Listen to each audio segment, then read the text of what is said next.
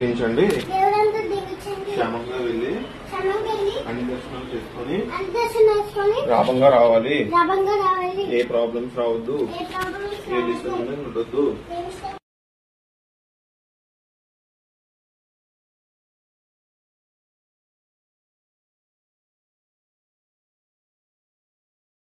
Hi friends, మేము ఎక్కడికి వచ్చాం తెలుసా? అరుణాచలం వెళ్తున్నాం.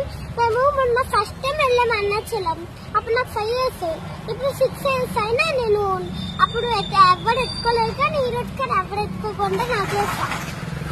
కానీ ఎట్లా ఉంటుందో ట్రైన్ ఎక్కి వెళ్ళి చూసేద్దాం.